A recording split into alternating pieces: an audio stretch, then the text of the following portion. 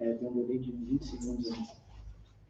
Tudo certo, ouvindo bem, muito bom. Vai lá, Nice, bota a pressão. Então tá, gente, sejam todos bem-vindos à nossa live em comemoração à Semana Nacional do Trânsito. Estamos aqui diretamente da Drica Café, fica aqui anexo ao prédio do novo CFC Torres, que logo em breve estará sendo inaugurado.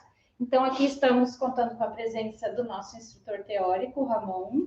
Boa noite, galera. Obrigado por deixar entrar na sua casa. Nosso convidado, diretor-geral Cledir, seja bem-vindo. Boa noite. Então, hoje a gente vai bater um papo aqui, né? Me chamo Anice, trabalho também no CFC, e vamos trazer aqui algumas perguntas do público. Já foram selecionadas aí algumas perguntas, serão respondidas aí durante a nossa live, as perguntas sobre o trânsito, né? E uma delas estará concorrendo a um brinde especial aí do CFC Torres. Um capacete. Então, primeiramente, para a gente fazer a abertura da live, eu convido o nosso diretor-geral do CFC Torres para falar um pouquinho para nós aí o que é a Semana Nacional de Trânsito, Cledir. Muito bom. Bom, boa noite a todos, então, né? Eu quero agradecer primeiro o convite, tá? Porque eu me sinto honrado de fazer parte desse time do CFC Torres, tá? Profissional Ramon, nossa diretora de ensino, Anice, tem outro diretor também, o Alan, que não está presente. Eu me sinto muito orgulhoso de fazer parte desse time, que só cresce, troca ideia, só vem a somar, tá? Então, me sinto muito agradecido por fazer parte aí desse grupo. E estou aqui presente hoje para conversar com vocês a respeito da Semana Nacional do Trânsito, tá? O tempo é curto, eu costumo dizer nas oportunidades que eu vou, que falar de trânsito, todo tempo é pouco, tá? E eu quero mais fazer uma provocação. Então, a ideia hoje, no nosso encontro, foi convidado a responder algumas perguntas dos nossos seguidores aí, e eu vou responder elas, e eu também quero deixar essa provocação, então, em relação à Semana Nacional do Trânsito, porque é um chamamento, tá? Semana Nacional do Trânsito, ela foi instituída com o Código de Trânsito Brasileiro desde 1997, onde faz um chamamento a todos os órgãos do Sistema Nacional de Trânsito a conversar, debater sobre segurança no trânsito. Nós aqui, fazendo parte do grupo, se fosse resumir em uma palavra, salvar vidas. Esse é o nosso objetivo. Nós, do CFC Torres, fazemos parte do Sistema Nacional de Trânsito, nós somos um órgão executivo com nossas atribuições, com nossas tarefas, mas, sobretudo, salvar vidas. Formar bons condutores, de certa forma, nosso tutor teórico presente também, formar um cidadão no que diz respeito às suas responsabilidades, seus deveres. Então, às vezes, pode passar batido o tema, e então a Semana Nacional do Trânsito, entre 18 e 25 de setembro, é justamente isso, para que os órgãos de trânsito consigam se reunir, debater, mostrar à sociedade o que vem produzindo, sobretudo também as metas estabelecidas no Penatrans, que é reduzir a mortalidade no trânsito brasileiro, baixar esses índices que são absurdos, são alarmantes, tendo em vista, em 2019, 31 mil pessoas perderam a vida no trânsito brasileiro. Sem contar as sequelas, né? Inúmeras pessoas que acabam sendo vítimas de acidente de trânsito e por essa infelicidade de se envolver nesse acidente, carregam sequelas para o resto da vida e entre outras tantas que perdem a vida. Então, Semana Nacional do Trânsito é esse momento de a gente trocar essas informações, ver o que está dando certo, melhorar, qualificar todo esse serviço. E eu também não posso deixar de fazer um breve comentário em relação aos outros órgãos, Polícia Federal, Polícia Rodoviária, Brigada Militar, Prefeitura Municipal de Torres, que vem trabalhando para sempre trazer melhor qualidade do serviço público, atender a comunidade torrense, porque nossos índices também, recentemente aconteceram alguns atropelamentos na rodovia federal, e a gente tem que trazer esses dados para a sociedade, para a gente ver quais são os pontos que a gente precisa melhorar. É a engenharia, é a fiscalização, é a educação no trânsito, quais são esses pontos que a gente precisa fomentar mais para a gente ter um melhor resultado. Então, a Semana Nacional do Trânsito eu vejo com esses olhos, né, para a gente poder trazer melhorias, reflexões, e o tema desse ano, 2021, é no trânsito, a sua responsabilidade salva vidas. Né? Então, a gente vai trazer essas questões aí, nesse encontro vai ser breve, e eu quero deixar essas provocações, para a gente consiga refletir. O que você tem feito para um trânsito melhor? Seja você pedestre, seja você ciclista, condutor, passageiro, observe que nesse cenário, vários partícipes, né, várias pessoas participando em diferentes modais, e a gente tem que ter essa consciência. Eu, como pedestre, o que eu posso fazer para melhorar o trânsito? Eu, como ciclista, o que eu estou fazendo? Sim, né? Se pôr no lugar do outro, né? A empatia. Né? Tá? Então, eu estou muito agradecido, espero a gente colher bons frutos desse encontro, responder as perguntas, eu vi que tem um monte de pergunta aqui, tá? Para a gente poder ajudar essa galera aí, estamos à disposição, assim como eu estou à disposição, assim como o CFC Torres está à disposição, tá? Aos demais órgãos aí do município, para a gente poder construir um trânsito melhor para todos. Eu ia falar sobre quais são os objetivos, né, dessa mobilização, mas eu acredito que tu já também começou a comentar sobre isso, né, que o objetivo da Semana Nacional do Trânsito é trazer essas ações. Né? Então, em diversos setores aí acabam trabalhando com diversas ações, né, a respeito do trânsito. O trânsito está alicerçado basicamente, em resumo, em 3 alicerces, que seria fiscalização, engenharia e educação. Porém, com o Penatrans, que inclusive amanhã, dia 23 de setembro, entra em vigor a resolução que fez uma repaginada, vamos dizer assim, no Penatrans. O que é o Penatrans? É o Plano Nacional de Redução, né, das Lesões e Óbitos de Acidente no Brasil. A proposta, Nancy, é reduzir em 50% o número de óbitos até 2028. Então, o que acontece? Nos últimos anos, eu estou falando de 2015, 2016 para cá, já tiveram várias mudanças. Na questão fiscalização, etilômetro, drogômetro, que é o salivômetro, que já está sendo testado pela PRF, certo? Aumento na questão das multas, houve um acréscimo no valor multiplicador sobre a influência de álcool. Então, de 2016 para cá já tiveram várias mudanças, e agora também em abril, né, nós vamos falar sobre isso, sobre as mudanças, que é o tema da nossa live, a respeito das mudanças e alterações do CTB. Então, a gente consegue já perceber nesse cenário, fazendo um retrospecto, que já estamos colhendo os frutos, né? Com certeza. E o Penatrans, ele está alicerçado nisso. No que diz respeito à engenharia, por exemplo, não é só engenharia da via, né? O pessoal, às vezes a gente escuta assim, pô, aquela rodovia lá está mal projetada e tal, mas a gente tem que fazer uma reflexão no que adianta ter uma via bem sinalizada, bem pavimentada, mas não temos uma pessoa, um condutor consciente do outro lado ali, né, respeitando o limite de velocidade, por exemplo. Né? Então, a gente percebe na posição do outro, né? Uma rodovia bem sinalizada, bem pavimentada, tende a reduzir a mortalidade? Sim, tende a reduzir, mas, sobretudo, depende de uma pessoa consciente das suas responsabilidades. Que vai saber fazer o bom uso, né? Exato. Então, a engenharia automobilística também, a gente percebe o avanço que teve na indústria, né, nas montadoras, em criar artifícios, tanto o airbag, freio ABS, né, a postura dos seus usuários dentro do veículo, para evitar maiores sequelas no caso de colisões. Né? Então, a gente percebe um avanço em todos os setores, e o Penatrans traz sobre isso. Né? Não só a engenharia nas vias, mas também a automobilística, a questão das assistências às vítimas, o Penatrans, que está entrando em vigor, trata sobre isso. Qual é a proposta? Verificar essas vítimas, né? Conhecer elas no sentido, qual foi a causa? Como é que aconteceu esse acidente?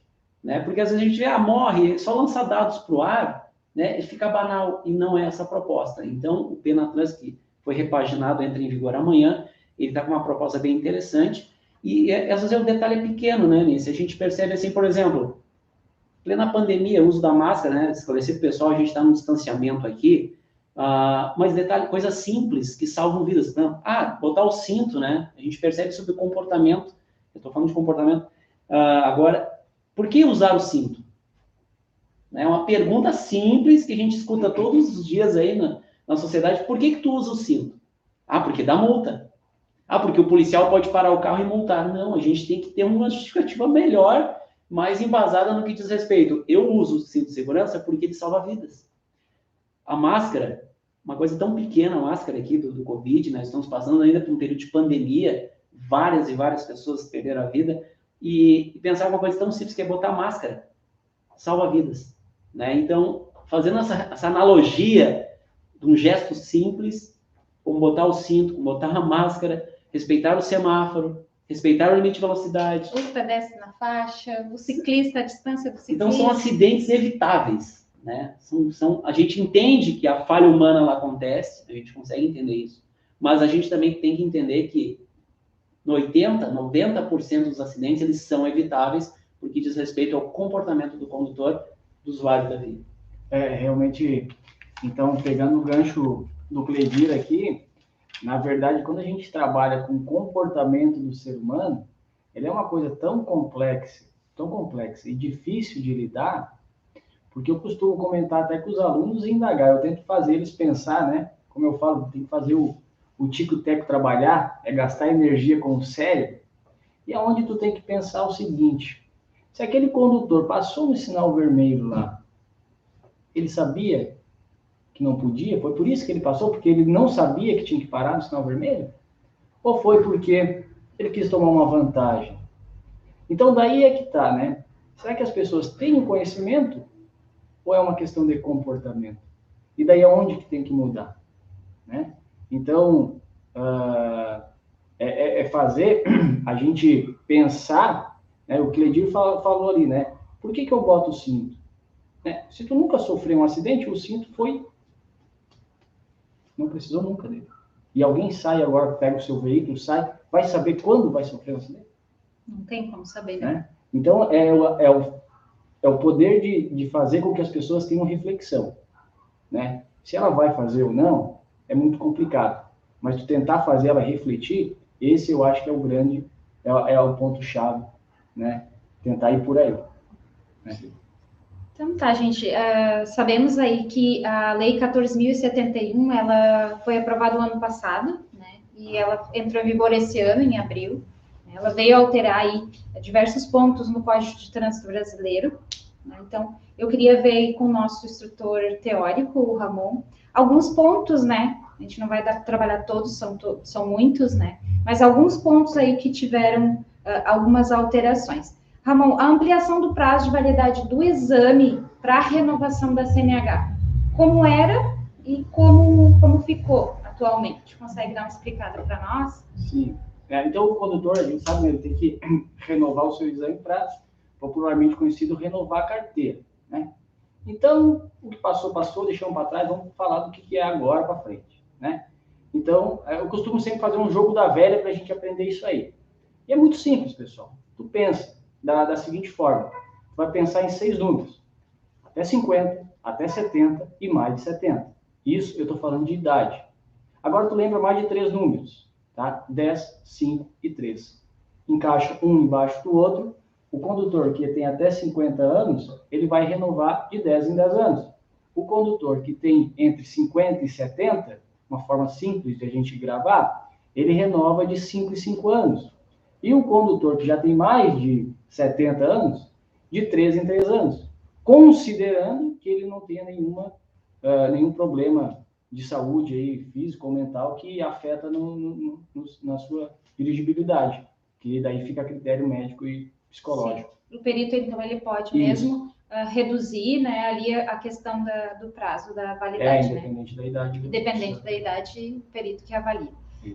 Em relação ao aumento da idade mínima para crianças em motos, né, antes era 7 anos, né, e como é que ficou neste momento com a alteração? Então, as crianças em motos aumentou para 10 anos. Então, saiu de 7 para 10 anos. Entende-se o quê? Né? Que uma criança, ela já 3 anos, já nessa idade bem infantil, faz muita diferença. Ela tem condições de se segurar melhor, né? E alcançar os pezinhos na pedaleira, né? Então, fez essa mudança aí, aumentando a idade para as criancinhas. Acho que é importante também. E lembrando que tem que usar o capacete atrás, né? Não é na frente. Em questão ali da luz baixa durante o dia em rodovia, né? em pistas, apenas em pistas simples. Isso, Como é que ficou? Tá, beleza. Então, a questão do uso do farol baixo, né? como eu sei que tem alguns alunos aí também que estão vendo a aula, né? Lembrar o que é uma pista simples, né, galera? Pista simples, vamos lá, é aquela que a divisão dela é muito simples, ou seja, ela tem só uma pintura, pista simples, tá? Então, passa um carro pelo outro muito próximo. Então, nessa rodovia, o farol é aceso sempre, tá? E é o único lugar que ele tem que ser aceso durante o dia, certo? Exemplo aí, Ramon, para nós, por exemplo, aqui perto. Temos a Estrada do Mar, que é uma pista simples, só tem uma pintura, temos a Rota do Sol, tá? São rodovias. Fica fácil de a gente gravar, né? E daí tem a questão do farol durante o dia, o farol baixo durante o dia, situações de neblina, cerração, chuva, isso daí vale para qualquer via, né? Em qualquer lugar dentro da cidade, inclusive, tá? É isso aí, basicamente que mudou na questão do farol. Em relação ao aumento do prazo da comunicação de venda, né? Então, antes era 30 dias. Como é que ficou agora? Aumentou, só dobrou o prazo, né? Para 60 dias, bem simples. Aumento do limite de pontos para suspensão do direito de dirigir. Como é que ficou? Aumento do número de pontos para suspensão do direito de dirigir. Suspender. Isso, tá, Isso. Lembrando. Antes era 20 pontos para todo mundo e agora ele mudou continua com 20, mas tem 30 e também 40. Lembrando que essa contagem é sempre, né, em 12 meses, né? E a contagem começa a partir da última infração, que ainda não completou 12 meses. Mas a questão de como somam os pontos, eu acho que não é tão interessante, né? É mais sim, por que é suspenso com 20, com 30 ou com 40? Digamos que ficou uma forma assim até bem injusta, né? Então, quem comete infrações assim mais, digamos, perigosas, como as gravíssimas, ele vai ser punido antes com a suspensão. Ou seja, se o cidadão, nessa contagem de pontos, ele chega a 20 pontos e ele já tem 2 infrações gravíssimas, ele já tem a carteira suspensa aí.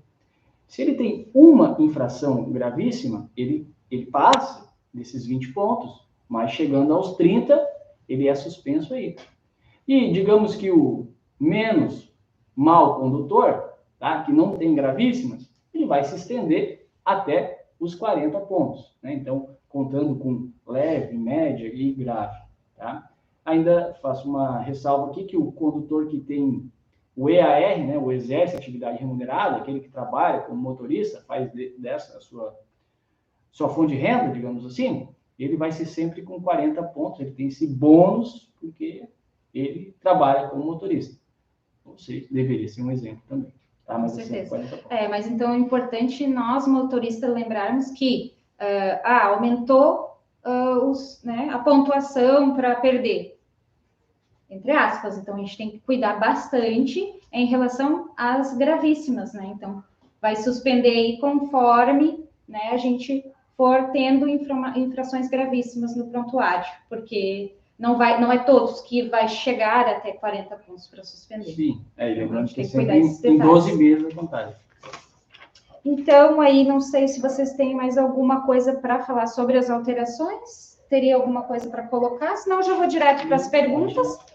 Então, a gente teve algumas perguntas que já foram, né, mandadas antes, né? A gente já fez aí a divulgação uma semana atrás. Então, a gente já vem anotando aí as perguntas do público, alguns alunos aí. Ramon, então eu vou começar contigo em relação a Letícia perguntou, tá? Pode transportar na cadeirinha crianças na Montana? Na Montana.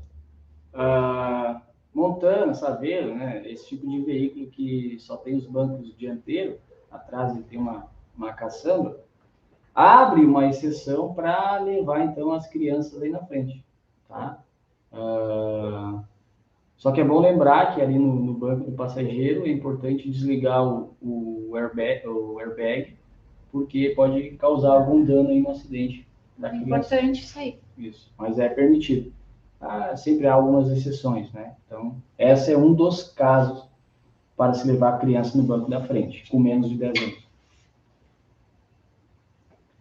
A Etcheli Santos.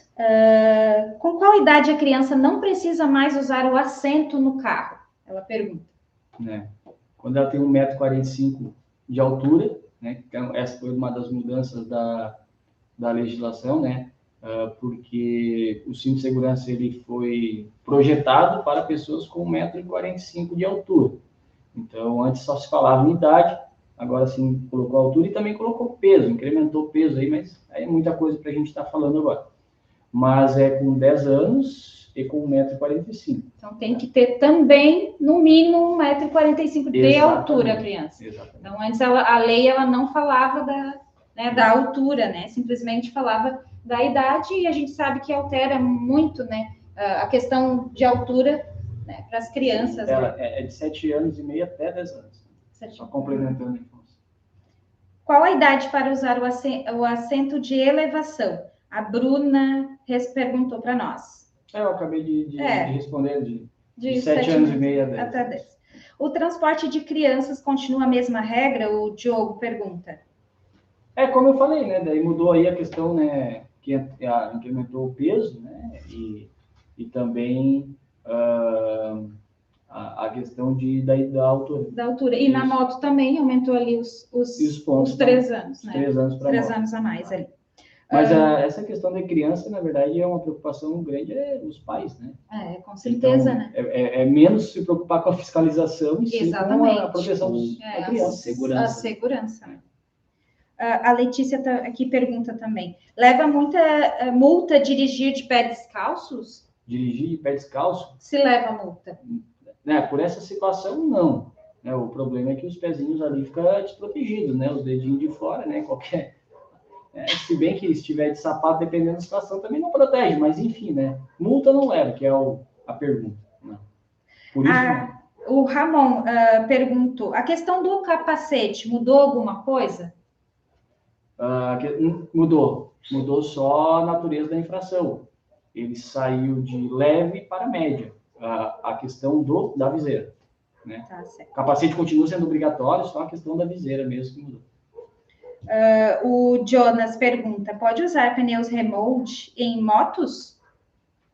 Pneus remold. Pneus remold, pessoal, para quem não sabe, é um pneu ali que é reaproveitado, né? Tem toda a indústria ali reaproveita, ele faz toda uma remodelagem do pneu, diferente do pneu recalchutado, tá? Mas desde 2004 tem uma resolução do CONTRAN que proíbe pneu remold em motocicleta. O Fábio pergunta, dirigir caminhonete com carroção atrás, ou carro, né? Tem que ter categoria C?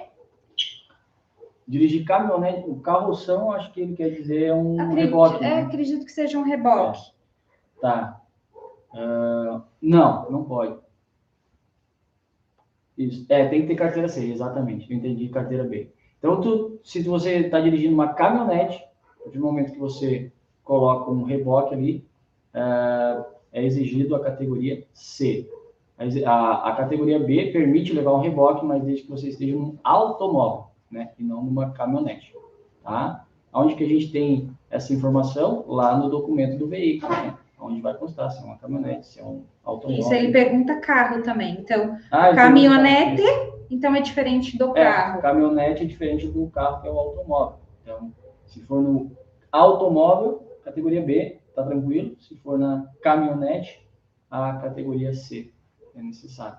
Então já teve 2 respostas para a mesma pergunta. Digamos que a caminhonete com reboque é encarado como um veículo pesado. O Jonas pergunta, pode trocar escapamento da moto? Pode e deve, principalmente se estiver já com defeito, né? Só que o seguinte, tá? Tem que botar o escapamento ali similar e desde que não extrapole os níveis de decibéis, né? Então pode colocar outro, mas o nível de ruído do barulho ali tem que continuar o que é permitido para aquele veículo, tá? O Jonas também pergunta, pode trocar as rodas do carro por maiores? Pode, né? Pode trocar por maiores, por largura, altura. O que não pode é extrapolar o limite lateral da carroceria, tá? Mas o tamanho do pneu ali sim pode mudar. E lembrando que qualquer alteração, né, é necessário que tenha autorização do Detran, então, certo? Que foge ali do que é o normal, o natural do veículo. E o Ramon aqui ele pergunta: é obrigatório andar com o farol ligado durante o dia? Pergunta do meu xará, né? Do teu xará, o Ramon? Eu acho que eu respondi já ali antes do começo, né? O farol do dia é rodovia pista simples ou quando está chovendo, neblina, cerração. É a situação aí que exige o farol durante o dia. A motocicleta sempre, né? Motocicleta ligou, farol ligado, ou já liga automático, enfim, né? Mas motocicleta, lembrando que é sempre com o farol ligado. Com o farol ligado, tá? Então, nós vamos agora, as perguntas, continua sendo as perguntas aí do nosso público, que já tinha mandado antes, tá, gente? Agora, então, eu vou fazer algumas perguntas para o Cledir responder. Cledir, então, aqui, o Adrian pergunta: quando se é parado em blitz com carro alterado, sem estar legalizado, é necessário que seja guinchado, mesmo estando em condições de rodagem? Perfeito. Eu achei que não viria pergunta para mim. Eu achei que não ia vir pergunta para mim aqui. Aí só o professor lá vai responder. A pergunta: se está com o carro alterado... Isso, se parado numa blitz, com o carro alterado, certo, sem estar legalizado. Perfeito. É necessário que seja guinchado, mesmo estando em condições de rodagem? Certo. Bom, a primeira coisa que a gente tem que entender é o quê? O ato tem que ser previsto em lei. Tá? Então, se a gente olhar lá no Código de Trânsito Brasileiro, artigo 26, 27, 28, ele trata do dever do condutor. Tá? Então, lá já vai dizer o dever portar documento, o dever conduzir o veículo em condições de segurança. E o veículo ele é projetado, ele sai das montadoras com uma certificação de segurança. Tudo que tu vai fazer de alteração de característica, o professor até falou agora há pouco, tem que ser feita uma inspeção veicular. Ou seja, tem que comunicar ao Detran. O Detran, eu quero fazer uma alteração de característica. Qual é a característica que eu alterar? Eu quero alterar aqui a estrutura do veículo. Tem que ser feita uma inspeção de segurança para ver se pode conduzir. E pelo que consta ali, a pergunta do nosso seguidor ele quis dizer, sem estar. Sem estar. Então, se não está dentro da legalidade, aí a gente tem que ir lá no artigo 237º, onde diz conduzir veículo com característica alterada. Qual é a previsão? Infração grave, 5 pontos, e a medida administrativa é retenção do veículo. O que é reter o veículo? Fica retido aqui junto à fiscalização até que regularize. Não tem como regularizar, o que tu alterou lá? Cortou mola, mexeu, alterou cor, não tem como sanar no local, o veículo que era uma retenção passa para uma remoção. E aí ele é guinchado, então ele vai ser removido ao depósito. Sim. Por isso, então, que ele fala em estado de condições de rodagem. Vamos dizer que ele está em condições, ele consegue sair, mas ele não está legalizado dentro da lei, então ele tem que ser guinchado. Com todo respeito ao nosso seguidor, o veículo tem condições de rodar. Mas quem está dizendo que é essas condições? O Estado não tem essa garantia. Te dou um exemplo. Um veículo que está rebaixado, que não tem a inspeção veicular de segurança, qual é a garantia que nós temos em relação à altura? Um exemplo, um atropelamento. Um veículo muito rebaixado, passando por cima de uma vítima, a sequela pode ser ainda maior, além do impacto. Então, só um exemplo dessa garantia de Estado que nós não temos nesse quesito. Então, o veículo tem condição de rodar, mas está dentro da previsão da lei, que é esse o raciocínio que a gente tem que tomar? Não tem previsão legal, porque ele não passou por vistoria. Então, logicamente, ele não tem condição de rodar. A condição de rodagem não é só estar funcionando. Né? Exatamente. Então, todo respeito ao nosso seguidor, a pergunta dele ali não é uma questão direta a ele fez uma pergunta na singularidade, é óbvio, né? Porque a gente vê várias situações aí de veículos rodando, e a pergunta é, será que todos eles estão dentro da legalidade? Será que nós temos uma garantia de Estado dentro da previsão da lei de estar com certificado de segurança? Se tem o certificado de segurança, parte do princípio que está dentro do mínimo. É para ser, né? Então, espero ter respondido a pergunta do nosso seguidor aí. O Ivan perguntou: tenho categoria profissional, AE, estou com o exame toxicológico vencido, porém eu não dirijo mais o veículo profissional e não queria renovar o exame. Serei multado se dirigir só nas categorias A e B? Ok. Bom, então, o condutor, ele é categoria profissional, categoria AE, e ele necessita do exame toxicológico, correto? Ele precisa porque, de acordo com a legislação, o artigo 148 do CTB diz que condutores habilitados na categoria C, D e E devem realizar o exame toxicológico. Então, por sua vez, o nosso condutor categoria A e tem que fazer o exame toxicológico periódico dele, ok? A pergunta é, se ele dirige apenas veículo categoria B, se vai sofrer uma infração de trânsito. Bem simples. Na tua habilitação, possui o EAR, ou seja, você exerce atividade remunerada com esse veículo? Lá você declarou, trabalha profissionalmente com a carteira? Sim, então você precisa estar com o exame toxicológico sempre em dia, porque para o legislador, né, para o Estado, vamos dizer assim, você é um motorista profissional, então o teu toxicológico tem que estar em dia. Se você não exerce atividade remunerada com o veículo, ou seja, não possui a observação EAR e o toxicológico venceu, então não gera infração se você estiver conduzindo apenas veículos A, categoria A e B. Certo? Agora, se for abordado conduzindo um veículo profissional C, D ou E, certo? Se for abordado com toxicológico vencido, aí vai gerar uma infração de trânsito, que também, na verdade, essa legislação já existia desde 2015, o exame periódico. O que não tinha era uma previsão legal de punir. Então, para isso entrou o artigo 165B, que prevê uma multa gravíssima vezes 5 e 3 meses de suspensão da carteira. Então, se tiver o EAR na carteira, tá? A gente mesmo não dirigindo, Isso. tem que manter sempre o toxicológico intermediário, a cada 2 meses, tá? Sempre em dia. O assunto ele é bem extenso, ele arrasta, né? Tu percebe que tem várias... depende, tem isso, tem aquilo, então são penduricalhos de lei. Então, tentando resumir, motorista profissional C, D ou E, você tem ou exerce atividade na carteira? Tem. Então, o teu toxicológico tem que estar em dia. Independente se está dirigindo ou não um veículo, categoria profissional, tem o EAR, exerce, tem que estar em dia. Para aqueles condutores que não têm o EAR e tiver com o toxicológico vencido, só vai gerar infração se ele for abordado conduzindo o veículo para aquela categoria, C, D ou E. Tentei resumir esses penduricalhos da lei. Acho que ficou bem explicado. Espero que também tenha respondido aí o Ivan. Quanto tempo, então, para revalidar o exame toxicológico? Acredito que também já está respondido aí, né? A cada 2 anos e meio, tá? Até vou estender um pouco a pergunta, como é que Quanto tempo para revalidar o exame toxicológico? Leandro perguntou. Leandro é assim, ó, o exame toxicológico ele é a cada 2 anos e meio, tá? Como teve alteração nos prazos, o professor agora há pouco falou, né? Por exemplo, a idade, para quem tiver até 49 anos de idade e tiver condições, né, físicas ali, o médico vai dar 10 anos de validade. Então, vou criar uma situação aqui. Por exemplo, eu tenho categoria profissional e eu tenho menos de 49 anos. Então, a minha carteira de motorista, ela tem validade de 10 anos.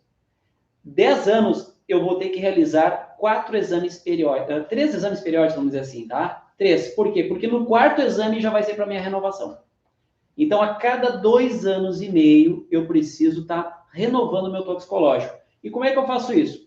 Procure laboratório homologado pelo Denatran, que não é mais Denatran, tá? Uma novidade que chegou na legislação agora, tá? É Senatran, uma secretaria. Então, você deve procurar um laboratório homologado, né, pelo antigo Denatran, que ele vai inserir no sistema o teu exame. Ou seja, você não precisa nem na autoescola levar lá o laudo para ser inserido. Não. Preciso fazer meu toxicológico periódico. Procure um laboratório, vão fazer a coleta, a análise, e esse laboratório vai inserir no sistema e está tudo certo. Certinho. O Leandro também pergunta, posso mudar de carro se o exame toxicológico estiver vencido?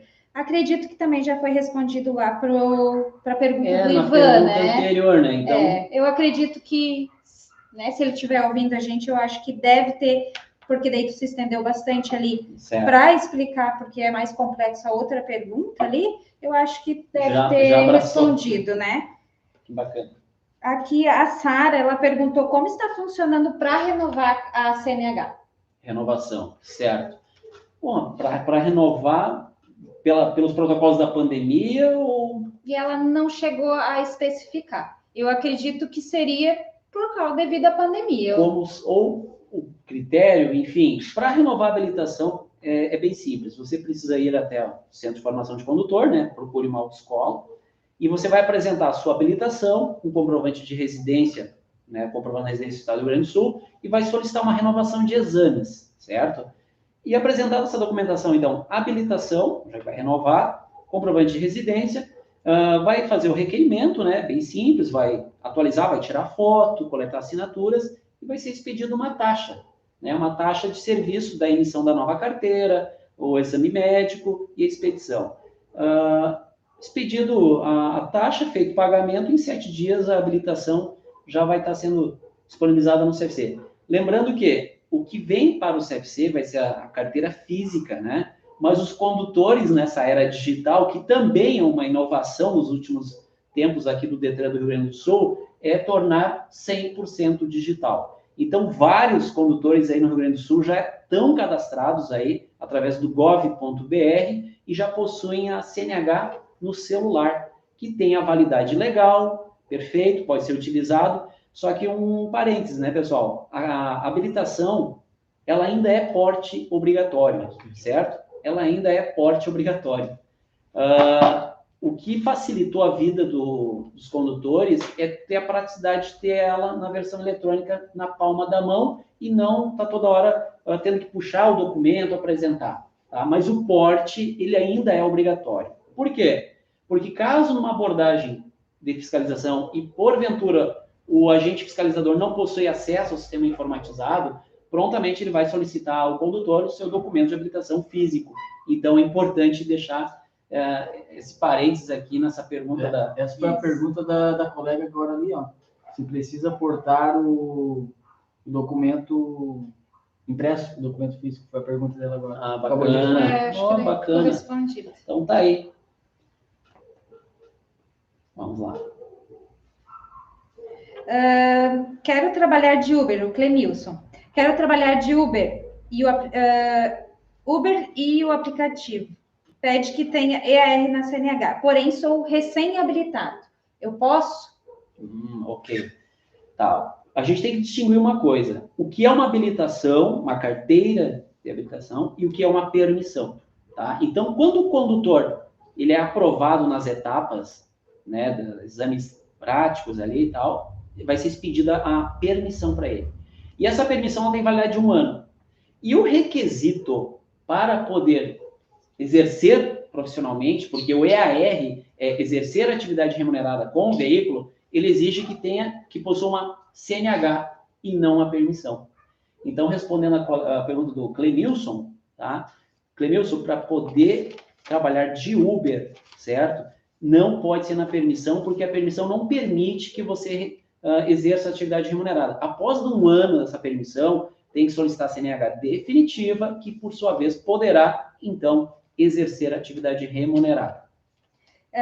A Edna perguntou a respeito da pontuação na carteira. O que mudou?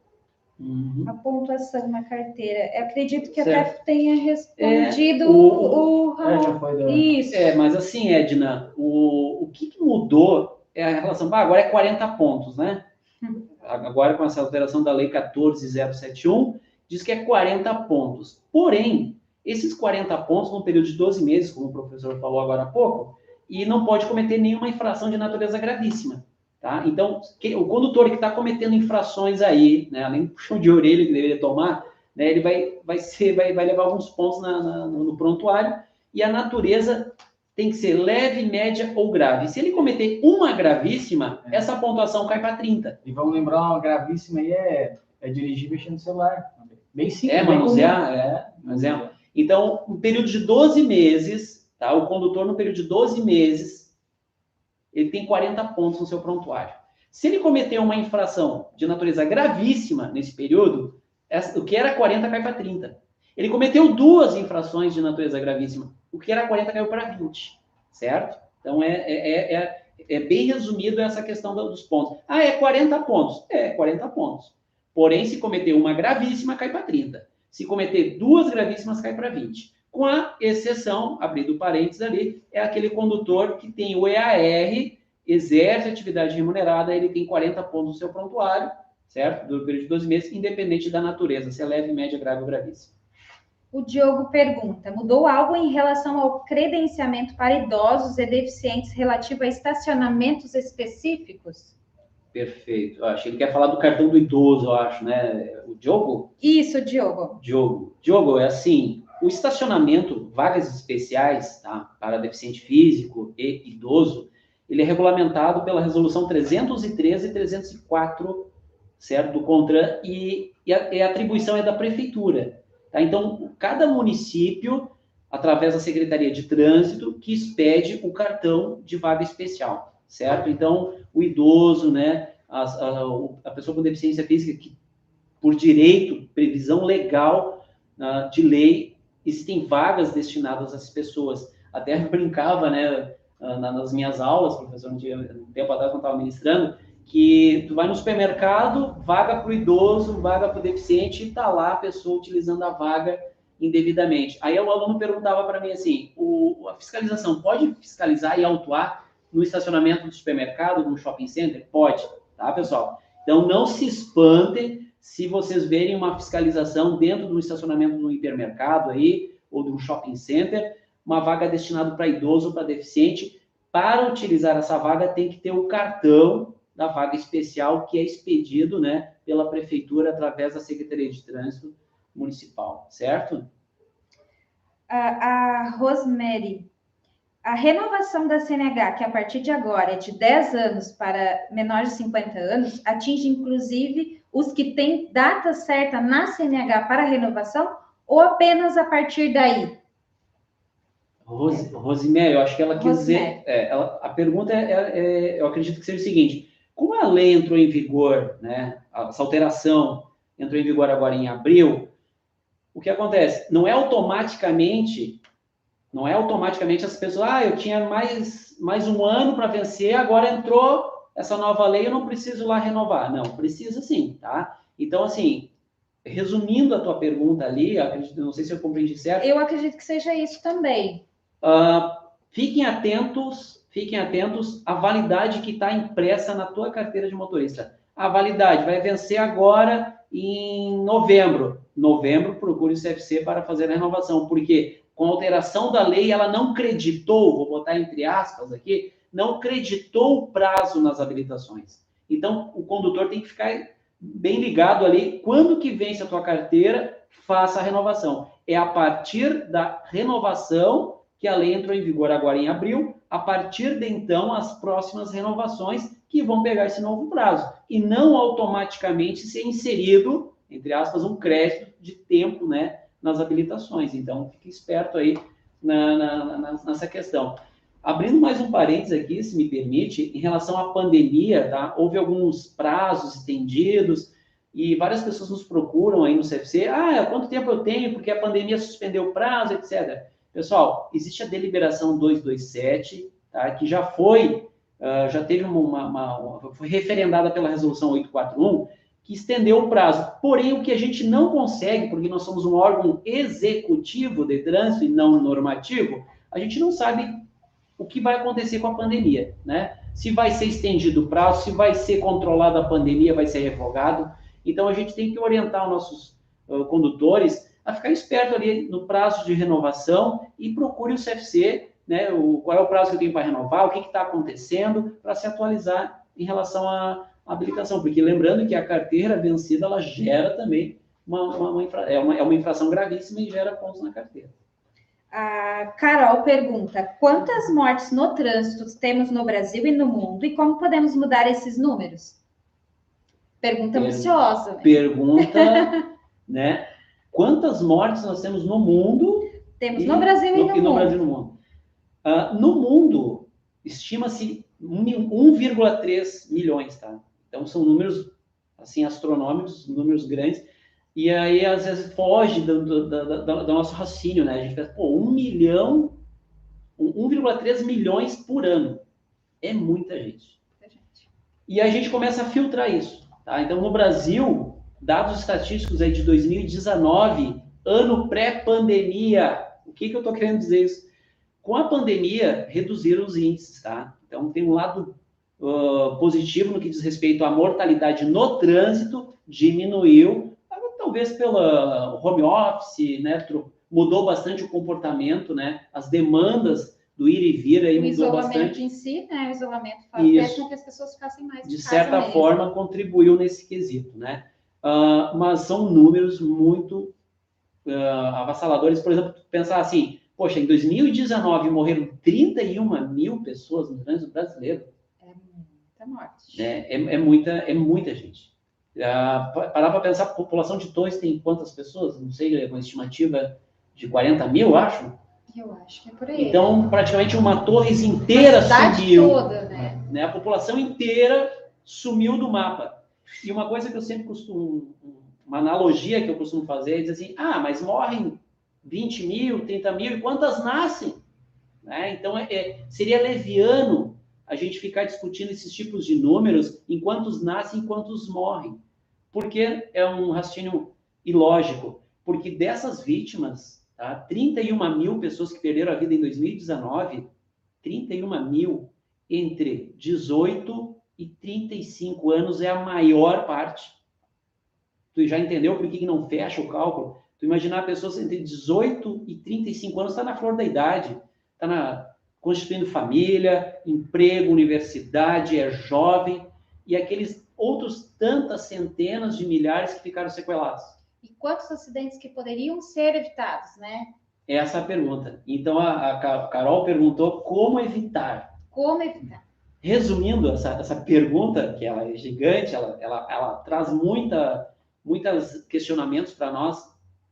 Para começar, para mudar o cenário, é cada um fazer a sua parte. Eu acho que essa é a única resposta que eu posso te dar, assim, breve e objetiva. Como mudar o cenário do trânsito? É o mais rápido, faz a sua parte. Eu faço a minha, você faz a sua. Aí a gente começa a ter um retrospecto melhor, né? Mais ou menos isso. E quando a gente entra na sala de aula, a gente entra com essa ideia, acreditando que pode fazer alguma coisa que vai agregar, né? E tentar fazer, né, alguma coisa que aquele futuro condutor vai levar para a vida dele. E não simplesmente entrar aqui e sair aqui, né? Então, essa questão de o que pode ser feito para mudar, né? É tentar deixar algo que realmente ele vai levar, do que só ficar passando conteúdo. Exatamente. E, para nós fecharmos aqui, a Claudete perguntou, quando a maioria dos alunos não passam nas provas teóricas das aulas, né, que é dadas ali no CFC, de quem é a culpa? Do aluno ou do professor? E seria interessante saber por que, na prática, muitos reprovam, né? A maioria, assim. Bom, é uma pergunta bem subjetiva, né? De quem é a culpa do aluno não passar numa prova? É do professor, do instrutor lá? É do aluno? É uma pergunta bem subjetiva. Eu digo isso pela minha formação acadêmica, já ministrei muitas aulas, e é igual a gente vai fazer uma análise assim, lá numa escola regular, né? Uma escola no ensino, alfabetização. 30 alunos, será que aqueles 30 alunos, todos esses 30, sairão naquele período sabendo ler e escrever? Então, isso mostra a subjetividade que é a formação de um condutor. Várias pessoas me perguntam, como é que é a prova teórica? É fácil ou é difícil? É subjetivo.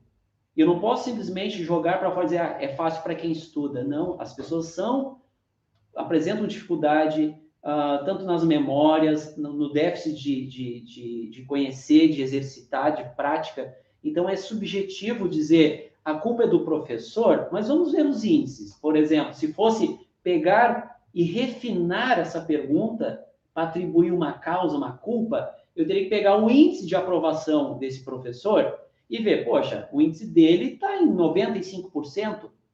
Então, qual é o critério, né? Eu posso taxar esse professor como um bom ou mau professor, ou taxar o aluno que ele não tem capacidade, ele não tem condição. Na verdade, o maior desafio do professor, do instrutor, é identificar no aluno a dificuldade dele e poder desenvolver essa dificuldade para que ele possa superar ela. Exemplo, dei muita aula prática. O aluno está bem lá na baliza, está bem lá no percurso, mas ele sofre uma deficiência na lomba. Então, o que o professor identifica? Poxa, eu preciso treinar mais lomba. O que é lomba? É o aclive, né? Porque uma das etapas da nossa da avaliação, aplicada pelo Detran, é arrancar no aclive. E quando o professor identifica essa dificuldade, ele vai ter que trabalhar em cima dessa dificuldade, praticar, desenvolver, para poder corrigir. Então, é uma pergunta muito subjetiva dizer, a culpa é do A, é do B, o que está acontecendo? O desafio do professor é identificar essa dificuldade e poder trabalhar ela. Os índices da teórica, né, os índices de aprovação aqui no CFC são números muito altos de aprovação, então, né, a gente não pode dizer que seriam índices ruins de aprovação. É uma pergunta, a gente trazendo para a nossa realidade, mas se a gente estende os índices, assim, a nível de estado, por exemplo, quanto é o índice de aprovação do estado do Rio Grande do Sul, por exemplo, né? Aí vai lá ver, sei lá, 60% de aprovação, 50%, 40%. O que está acontecendo? Né? O que é exigido do aluno? O que se espera do aluno? Como o professor acabou de citar, o objetivo, pessoal, do aluno, do CFC, vou esclarecer para uma questão. O objetivo, o que você quer? Você quer apenas um documento ou tu quer ter uma formação? Né? Você está vendendo uma carteira ou você está formando um condutor? Né? Então, desse período de formação, ele é tão rápido e tão básico, que a gente, na verdade, vai aprender muita coisa depois daquele 1 ano de permissão. Né? Porque as minhas aulas, por exemplo, quando eu fui fazer minha primeira habilitação, eu não tive a experiência de dirigir na chuva. E nem um dia que eu dirigi, choveu. Eu tive minha primeira experiência de dirigir na chuva quando eu já estava habilitado. Então, eu vejo assim, às vezes, os alunos, hoje minha aula vai ser ruim. Mas por quê? Porque está chovendo. Eu já penso diferente. Que bom que está chovendo. Tu vai ter essa experiência antes de estar habilitado, coisa que eu tive que aprender depois. É verdade. Né? Então, quer dizer, tudo a gente tem que ver o lado de construir, de melhorar. E é tirar o proveito daquilo. Ter um melhor aproveitamento. Agora, a dica que eu dou para o aluno, para a Claudete, se está em processo de formação, suga teu instrutor. Conversa.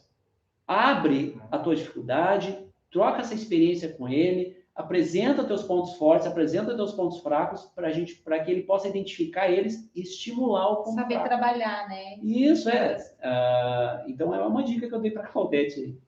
Então, nós vamos encerrando a nossa live, né? Então, vamos só aqui falar o ganhador, né? Do nosso brinde especial, né? Do CFC Torres. Então, a pergunta escolhida foi do Fábio Aurélio, não sei se ele encontra-se na live. Ele ganhou um capacete novinho, né? O CFC Torres que disponibilizou aí para nós. Quero agradecer a participação de todos, né? Foi bem interessante, bem produtivo. Espero que mais em algum momento a gente consiga se reunir, bater um papo. Acho que foi bem produtivo, bem legal. Querem falar alguma coisa? Se despedir aí da galera? Mais uma vez agradecer a vocês que estiveram conosco aqui, agradecer a nossa diretora de ensino, Nice, ao nosso instrutor teórico, Ramon, né? Agradecer a empresa, ao CFC Torres, por disponibilizar esse espaço. Então, logo a gente vai estar se mudando para casa nova, melhor atender os nossos condutores aqui de Torres, prestar serviço com qualidade, agilidade, simplificar aquilo que muitas vezes parece ser complexo, né? Que é o processo da formação do condutor, esclarecer dúvidas, abrir as portas para a comunidade de Torres, e é um privilégio fazer parte, mais uma vez, desse grupo que é o CFC Torres. Quero agradecer, muito obrigado. Eu quero deixar também uma boa noite a todo mundo aí, que tivemos pico aí de 30 e poucas pessoas assistindo a nossa live. E lembrar que, independente da sua profissão, pode ser até astronauta, marinheiro, mas tu sempre utiliza o trânsito, né? Independente da sua profissão.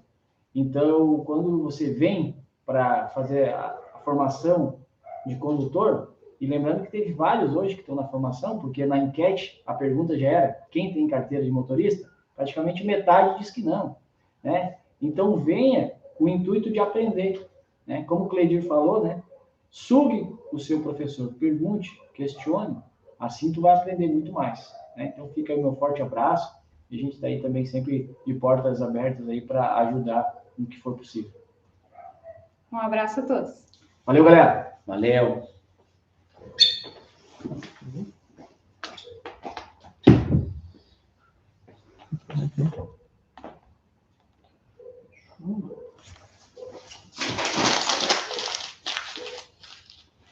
Cara, tinha...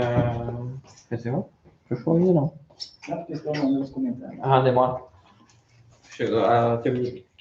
Sempre com 25, 27. Direto. 29, 30 e pouco. Tô louco pra ver essa live, hein? Tô boa. Coloca o teu carregador aí. Ô, a Claudete respondeu, Tá cara. vivo aí? Aham. Tá vivo ainda? Tá aqui.